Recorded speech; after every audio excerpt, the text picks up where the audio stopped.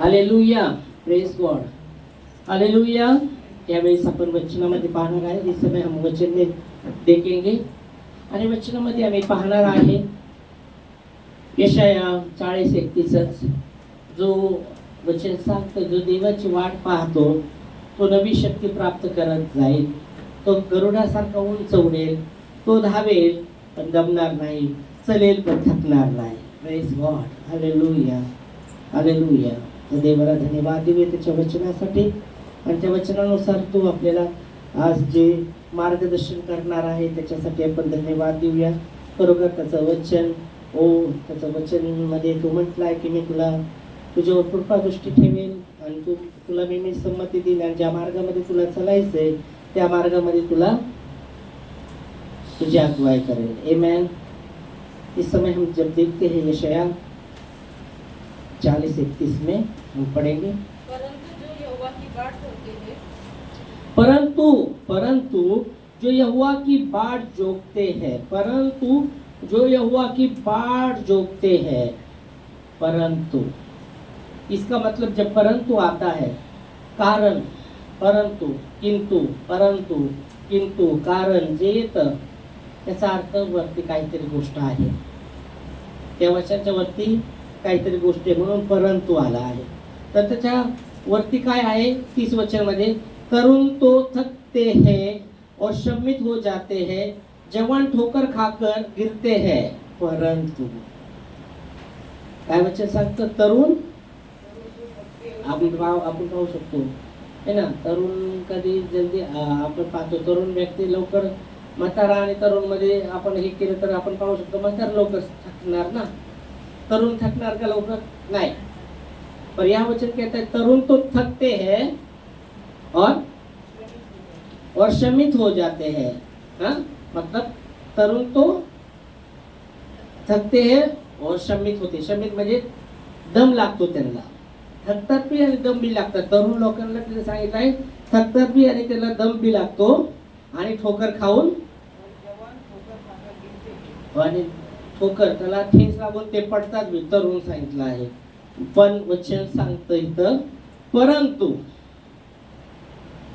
परंतु का आला आहे त्याच्यावरती आम्ही पाहिलं की तरुण थकतात, ते दमतात आणि ठोकर खाऊन पडतात, पण देवाचं वचन सांगतं परंतु आगे जो देवाची वाट पाहतो, परंतु जो देवाची वाट पाहतो, म्हणजे ह्याच्या अर्धी आम्ही जे पाहिलं आहे तरुण थकत आहे, ते दमत आहे, ठोकर खाऊन पडत बी आहेत, याचा अर्थ आम्ही पाहू शकतो ते वाट पाहत नाही, ते देवाची वाट पाहत नाही।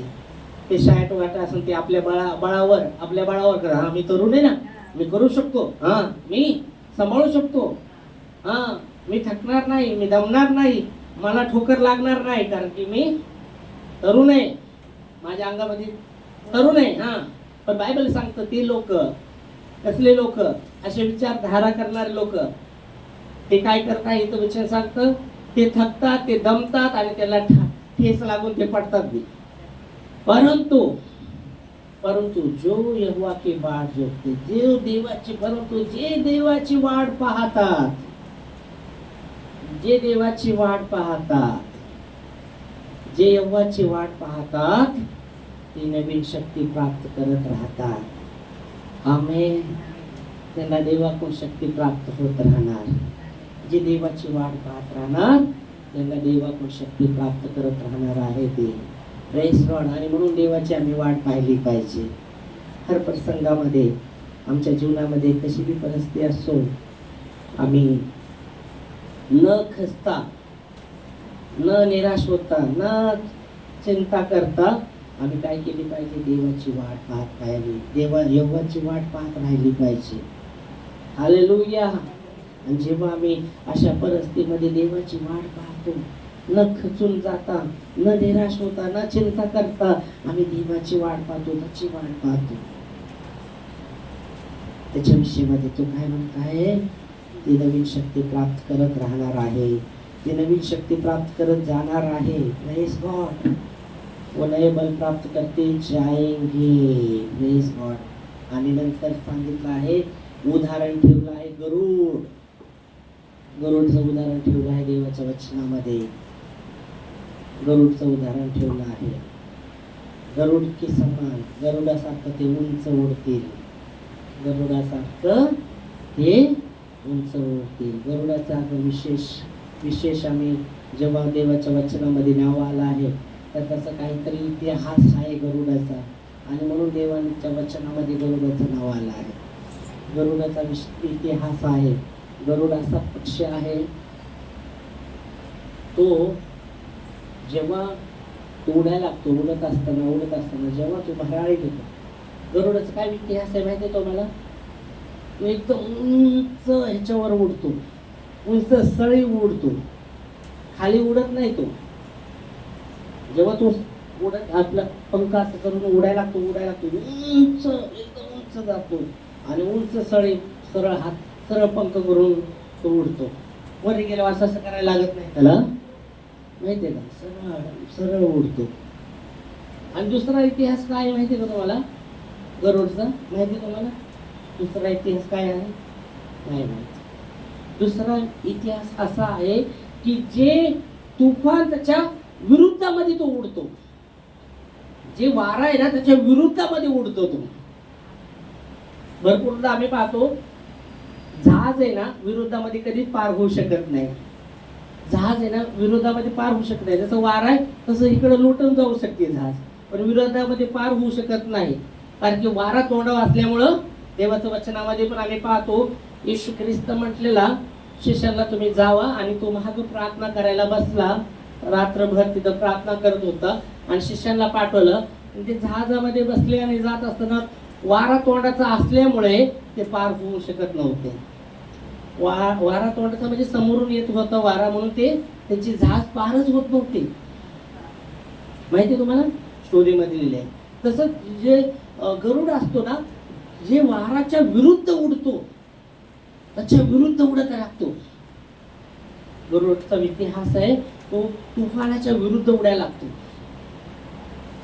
असं पण नाही, तुफानाच्या संगते उडणारे भरपूर काही असेल ना आपण पाहतो, पण तुफानाच्या विरुद्ध उठणारा एकच पक्षी म्हणजे तो गरुड आहे. आणि म्हणून त्याचा इतिहास आहे.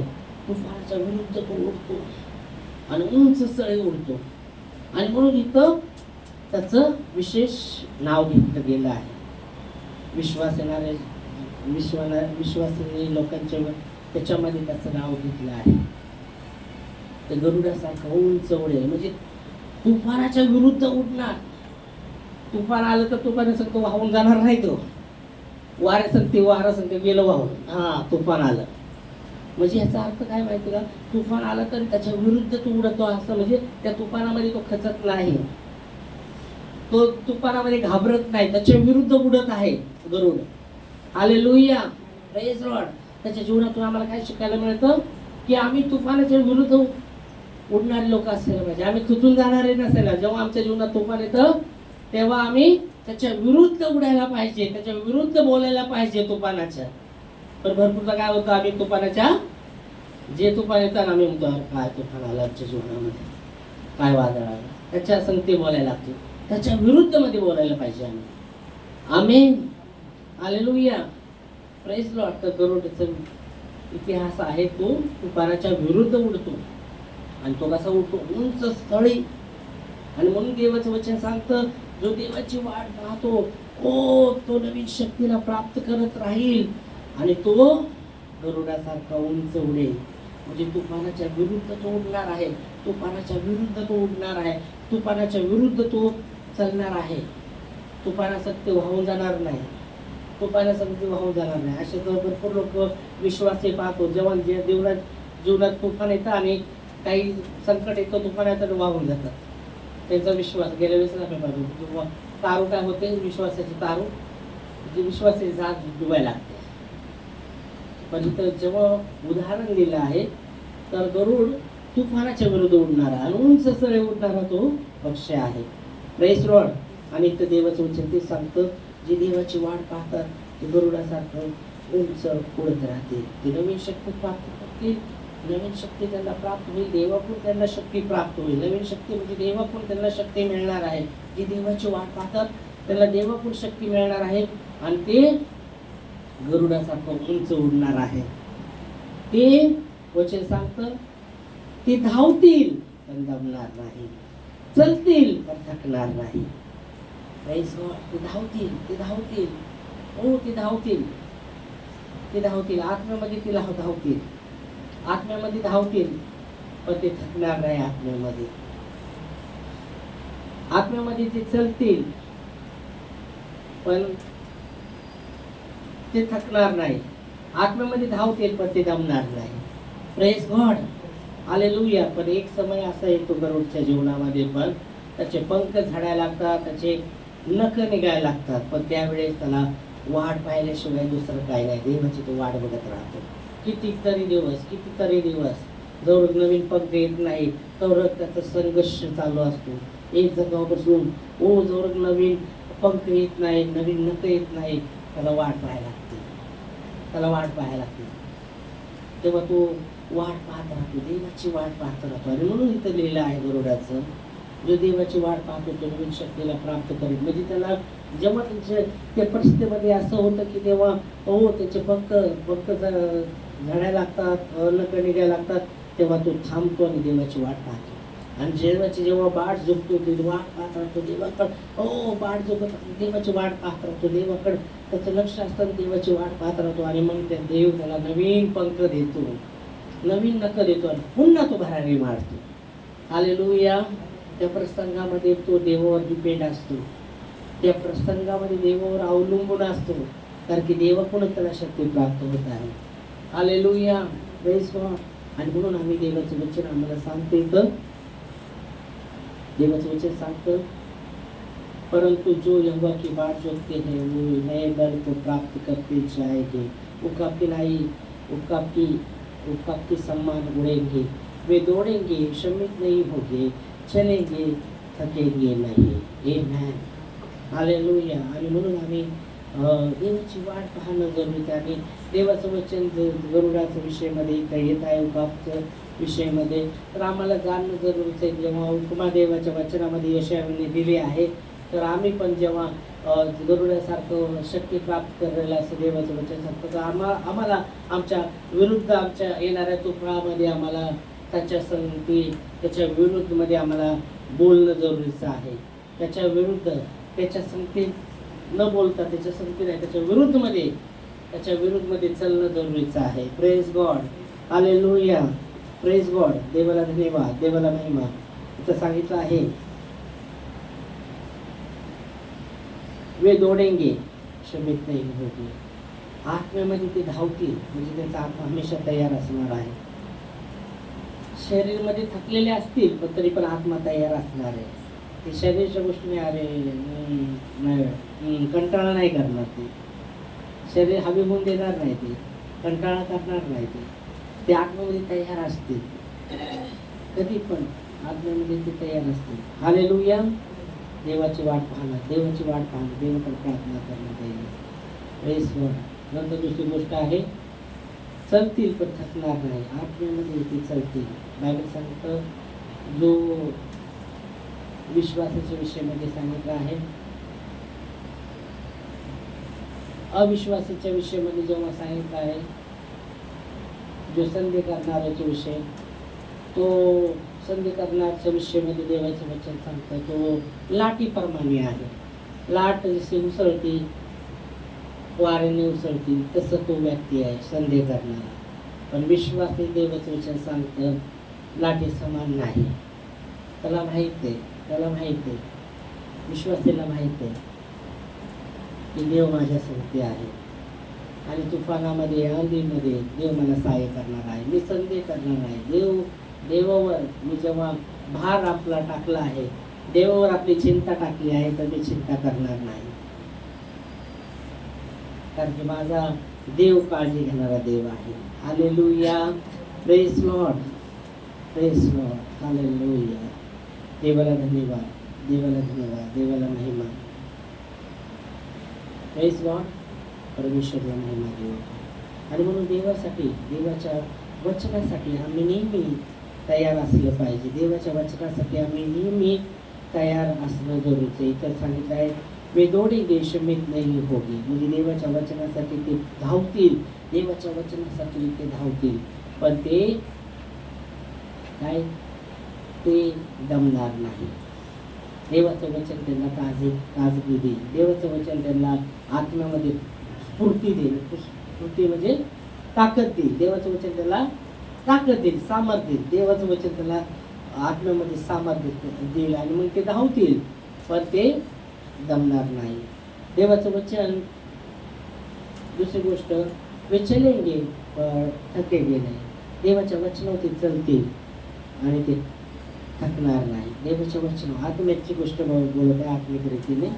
ते आत्म्यामध्ये ते थकणार नाही, आत्म्यामध्ये ते थकणार नाही. ते चलत राहतील पण आत्म्यामध्ये थकणार नाही. म्हणून देवाचं वचन सांगतं, कुणी तुला 1 मैल चल म्हणलं त्याच्यासाठी 2 मैल चल, असं वचन सांगतं. तुला कुणी म्हणलं 1 मैल चल तर 2 मैल काय करायचं. ते वचनाच्या विषयामध्ये बोलत आहे.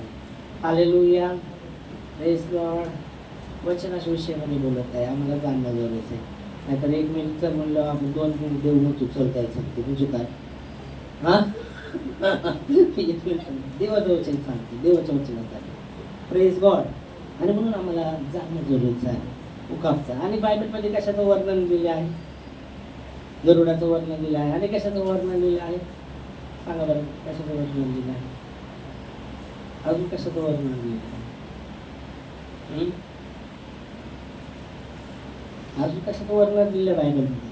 गरुडाचंच वर्णन लिहिलं का, अजून भरपूर वर्णन आहेत ना बायबलमध्ये, देवाच्या वचनामध्ये. कशा हरणचं वर्णन. हरणाच्या विषयामध्ये आपण इतिहास आहे. आता तुम्ही हरणच काढलं तर त्याच्या विषयामध्ये इतिहास आहे. त्याच्या विषयामध्ये काय इतिहास आहे. हरण ताणलेलं असतं, भरपूर ताण, लय पाणी पितं. ते पाणी तुम्ही त्यासोबत पाणी द्या, एक बाटली द्या, पूर्ण पिऊन टाका. दुसरी बाटली ती पिऊन टाका, माहिती आहे, चपाट पिऊन टाका. पाहिलं का तुम्ही हरण त्या पिक्चरमध्ये का, असं पाहिलं. हां गार्डन, हां आम्ही पण गावाकडे गेलो तर हां बंदी त्याला पकडायला, पण ते हां बंदी, गावाकडे बंदी त्याला. पण आम्ही गेलतो तेव्हा ते बारकं पिल्लू होतं आणि ते पोरगं त्याला दूध पाजत होतं. कशाने, बाटलीने. बारकं पिल्लू होतं, पित होतं त्याचं पाणी पण पित होतं, सोडायचं होतं त्याला. तर भरपूर आपण पाहतो हरणाच्या विषयामध्ये ते ताणलेलं असतं, ते ताणलेलं असतं. हरण हां हाबुकून ताणलेलं असतं, हरण ताणलेलं असतं. म्हणून दावीद राजा म्हणतो स्तोत्रसंहिता 42 मध्ये, जसं हरण पाण्यासाठी हापत राहतं तसं माझा जीव देवासाठी हापत राहतो. आमेन. जसं हरण पाण्यासाठी तहानलेलं असतं तसं माझा जीव देवासाठी तहानलेला आहे. हालेलुया. आम्ही वाचूया भजन संहिता 42:1. जैसी हिरनी नदी की जल के लिए हाँफती रहती है, ओ प्रेज गॉड. तू म्हणतो जसं हरण पाण्यासाठी ते तहानलेलं आहे, तहानलेलं आहे पाण्यासाठी, तसं माझा जीव देवासाठी तहानलेला आहे. हालेलुया. देवासाठी माझी तहान आहे, माझी देवासाठी तहानलेला आहे. मी देवासाठी तहानलेलो आहे. येशू ख्रिस्ताने म्हणलं मी तहानलेलो आहे, पण इथं दावीद राजा म्हणतो मी देवासाठी तहानलेलो आहे. जसं हरण पाण्यासाठी तहानलेलं असतं तसं मी देवासाठी तहानलेलो आहे. हालेलुया. माझी तहान देवासाठी आहे. आणि म्हणून दावीद राजा म्हणतो स्तोत्रसंहिता 122:1 मध्ये, कुणी म्हटलं मला देवाच्या मंदिराकडे चला, माझं मन आनंदाने भरलं. म्हणलं कधी जाऊ मी देवाच्या मंदिरात. हो मला म्हणलं चला जायचंय देवाच्या मंदिरात. म्हणले आनंदी झालो. म्हणलं कवा जाऊ मंदिरामध्ये देवाचं, कवा देवाला दर्शन देऊ, आपलं चेहरा कसे दाखवू देवाला. देवाच्या चरणात मी जाईल आनंदाने, माझं मन आनंदाने भरलं. आणि तोच म्हणतो देवाच्या मंदिरामध्ये 1 दिवस राहणं बाहेरच्या 1000 दिवसापेक्षा उत्तम आहे 1 दिवस मंदिरामध्ये राहणं. आम्ही का तहान आहे देवाची त्याला. तोच म्हणू शकतो ज्यांना देवाचे दान आहे, तोच व्यक्ती म्हणू शकतो की बाहेर 1000 दिवस राहण्यापेक्षा एक दिवस देवाच्या मंदिरात राहणं कितीतरी उत्तम आहे, जो ताणलेला आहे तो. आणि म्हणून देवासाठी आमच्या अंतःकरणामध्ये ताण असली पाहिजे. देवासाठी आमच्या अंतःकरणामध्ये ताण असली पाहिजे. येशू ख्रिस्ताने म्हणलं, धन्य ते लोके जे तहानलेले धर्मासाठी, भुकेले तहानलेले ते धन्य, ते तृप्तीने जाईल. आम्ही आणि म्हणून आम्ही पाहतो हरणीचं वर्णन, तिथं आम्ही पाहतो हरणीचं वर्णन केलं आहे. दुसरी गोष्ट, हरणीचा इतिहास आहे की लय जंप मारतात. एक जंप इथून मारलेले, एक पहिली छोटी असणार, दुसरी आणखी मोठी असणार जंप. पहिली छोटी असणार तर त्याच्यापेक्षा मोठी असणार, तिसरी त्याच्यापेक्षा मोठी असणार. असं नाही की एक मोठी मारली तर दुसरी हळू मारली, असं नाही. एक मारली तर त्याच्यापेक्षा उंच जंप मारते. त्याच्या पायामध्ये बळ सामर्थ्य असतं. एक जंप मारली त्याच्यापेक्षा उंचच मारणार आहे, ते कमी मारणार नाही. आणि तिसरी तर त्याच्यापेक्षा उंच, एवढे उड्या मारतं, लय उंच उड्या मारतं. एक पहिली छोटी उडी असेल तर त्यापेक्षा दुसरी मोठीच असणार, तिसरी तर त्याच्यापेक्षा मोठी असणार. हालेलुया, कारण त्याच्या पायामध्ये बळ आहे. हालेलुया. तिसरी गोष्ट आम्ही पाहतो, ते सुंदर असतं. ते सुंदर आहे, ते सुंदर आहे. Hallelujah, praise God. आणि म्हणून तर हरणीचं वर्णन केलं आहे. हबक्कूक 3:3 मध्ये, हबक्कूक 3:19 मध्ये हबक्कूक म्हणतो, परमेश्वर माझा बळमुळ आहे आणि तो माझ्या पायाला हरणीसारखा मजबूत करतो आणि माझ्या उंच स्थानावर मला चालवतो. आमेन. तिथं काय म्हणलं, गरुड पुकाप की नाही ऊंचाई पर उडेंगे. आता इथं पण हबक्कूक काय म्हणतो, हबक्कूक 3:19 मध्ये, परमेश्वर माझं बळमुळ आहे, तो माझ्या पायाला हरणीसारखा मजबूत करेल आणि माझ्या उंच स्थानावर मला चालवेल. Hallelujah, praise God. माझ्या उंच स्थान, आता ते उंच स्थानावर मला चालवेल. उंच स्थान काय, इथं यशायामध्ये आम्ही काय पाहिलं, वो चलेंगे पर थकेंगे नाही. उंच स्थान आहे देवाचं वचन. देवाचं वचन स्वर्गामध्ये अटल आहे. आमेन. माझ्या उंच स्थानावर मला तो चालवेल. माझ्या प्रभूच्या वचनावर तो मला चालवेल. उंच स्थान तेच आहे, सर्वात श्रेष्ठ स्थान ते देवाचं वचन आहे, देव आहे. आमेन. हालेलुया. देवाला धन्यवाद, देवाला महिमा. आणि म्हणून आम्हाला हरणीच्या जीवनातून पण शिकायला मिळतं. जसे ताणलेली असते हरण पाण्यासाठी, दावीद राजा म्हणतो तसा माझा जीव पण तुझ्यासाठी ताणलेला आहे. देवासाठी मी ताणलेलो आहे. देवासाठी माझ्या जीवनामध्ये ताण आहे. देवासाठी माझ्या जीवनामध्ये ताण आहे. मोशे 40 दिवस 40 रात्र देवाच्या सानिध्यामध्ये होता आणि देवाचं वचन सांगतात आणि काही खाल्लं बी नव्हतं, काही पाणी पण सुद्धा पिला नव्हतं.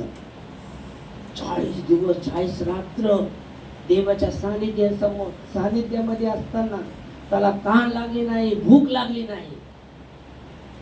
देवाचं वचन त्याची तहान भागवत होतं, देवाचं वचन त्याची भूक भागवत होतं. म्हणून मग ते 4:4 मध्ये येशूने शैतानाला म्हणलं, मनुष्य केवळ भाकरीनेच नाही, माझ्या देवाच्या मुखातून निघणाऱ्या प्रत्येक वचनाने जगेल. हालेलुया. नाहीतर बघा बरं, असा कोणता व्यक्ती किती दिवस जगू शकतो? जेवणा बिना किती दिवस जगू शकतो? पाणी पिऊन किती दिवस जगू शकतो? जेवण न करता पाणी पिऊनच किती दिवस जगू शकतो? किती दिवस? हा, नुसतं पाणी पिऊन काही जेवणच नाही, किती दिवस जगणार? 8 दिवस म्हणतात. हा, किती दिवस? थोडी देर नाही, किती तर दिवस जगू शकतो? 8 दिवस, जास्त 8 दिवस नाही तर 10 दिवस, जास्त 10 दिवस. 10 दिवस लयच असलं तर बाबा, जरा ताकदीने व्यक्तीने असला, जरा ताकद विकत असले तर जास्त 10-12 दिवस, जास्त 10-12 दिवस जगू शकतो. हा, उपास करतात जरा ते पाटील उपोषण केलं. हा, असं राहील. पण त्या ट्रीटमेंट लगेच चालू केली ना, नाही तर मग बाबा सगळंच आपण पाहिलंय ते.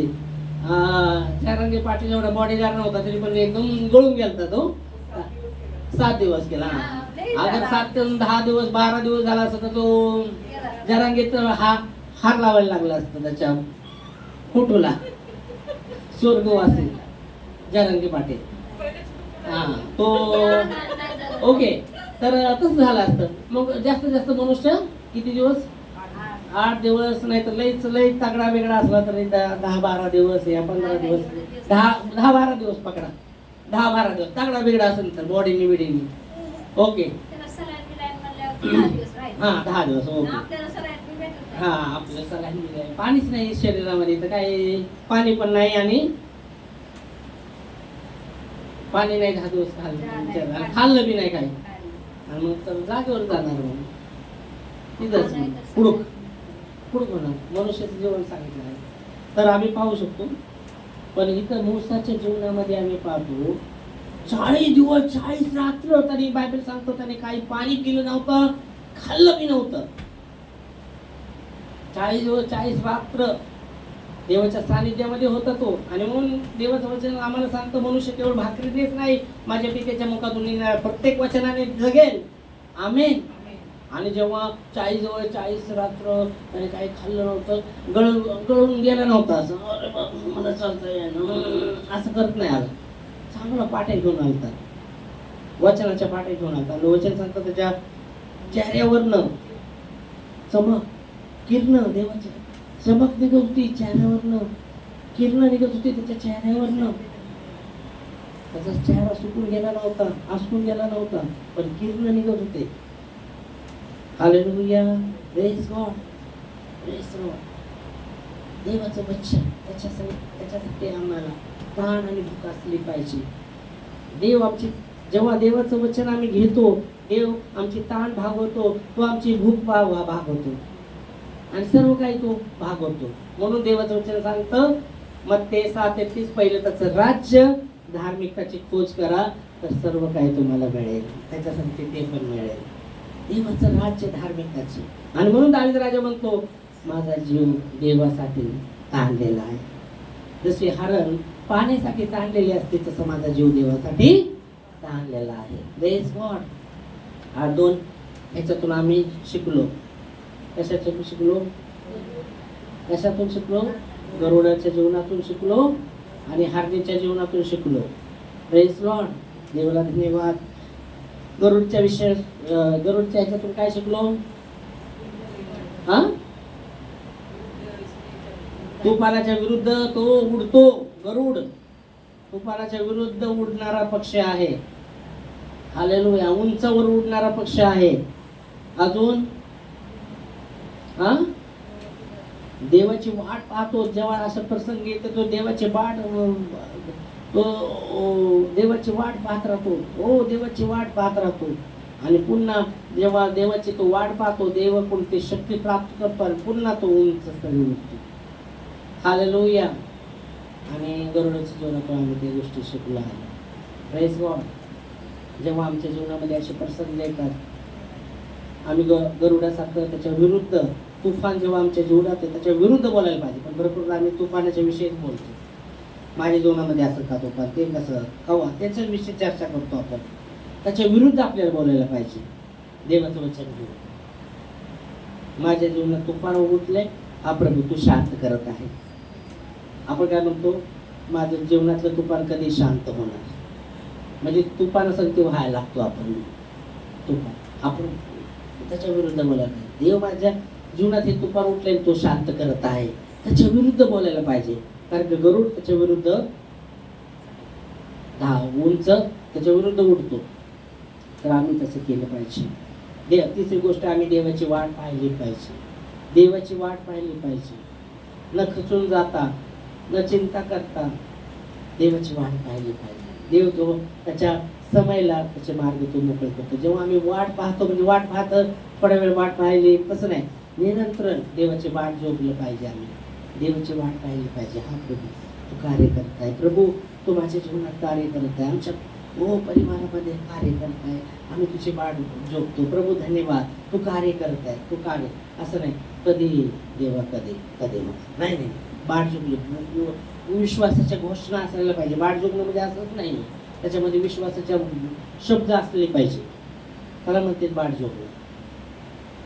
शांत बसून नाही बसणं. देवाच्या वाट जोगणं म्हणजे शांत बसणं नाही. देवाच्या शब्दाचं उच्चारण करणं त्या परिस्थितीमध्ये. देवा धन्यवाद धन्यवाद, प्रेज गॉड. दिसत नाही मला, पण मी विश्वासचा अर्थच आहे. विश्वास आशा की वस्तू का निश्चय, अनदेखी वस्तू का परिणाम आहे. विश्वास आशा केलेल्या गोष्टीची खात्री, आशा केलेल्या गोष्टीची खात्री, आणि सगळ्या गोष्टीचा परिणाम आहे असं म्हटलं आहे. तर आम्ही विश्वासाची घोषणा केली पाहिजे. वाट जोगता जोगता देवाच्या विश्वासाची वचनाची घोषणा केली पाहिजे त्या परिस्थितीमध्ये, आणि तेव्हा ती परिस्थिती बदलायला लागणार आहे. जेव्हा वचन काम करतं, जेव्हा आम्ही वाट जोगतो, देवाची वाट जोगतो. आता बरोबर वाट जोगत असेल, देवाची वाट बघत असेल, तो काहीतरी बोलत असेल त्याच्या शब्दाने, आपल्याला माहित नाही त्याचे शब्द कसे, पण देवाच्या वचनामध्ये तो वाट जोगण्यामध्ये बोलत असणार आहे. देवासाठी बोलत असेल तो वाट जोगणं. हालेलुया. आणि हार्दिकच्या जीवनातून आम्हाला शिकायला मिळालं देवासाठी ताण. दावीद राजा म्हणला, जसं हरण पाण्यासाठी हापत राहतं, त्याचा जीव पाण्यासाठी व्याकुळ होतो, तसा माझा जीव देवासाठी व्याकुळ होत आहे. हालेलुया. आमचा जीव देवासाठी व्याकुळ नाही होता, आमचा जीव आमच्या समस्येमध्ये व्याकुळ होतो. समस्येमध्ये व्याकुळ. देवासाठी आम्ही व्याकुळ व्हायला पाहिजे. देवासाठी आमचा जीव ताणलेला असला पाहिजे. आमेन. तर धन्यवाद देऊया देवाच्या वचनासाठी. आणि यावेळेस आपण उभारू, प्रभूला धन्यवाद देऊया. खरोखर प्रभू तू महान आहे, स्तुतीचा पात्र आहे, गौरवाच्या योग्य आहे. प्रभू धन्यवाद देतो राजा, तुझ्या नावाला महिमा, तुझ्या नावाला गौरव देतो. तुझ्या वचनासाठी धन्यवाद. जे मी मार्गदर्शन तुझ्या वचनातून तू केलंस त्यासाठी धन्यवाद. आणि तुझं वचन आमच्या जीवनामध्ये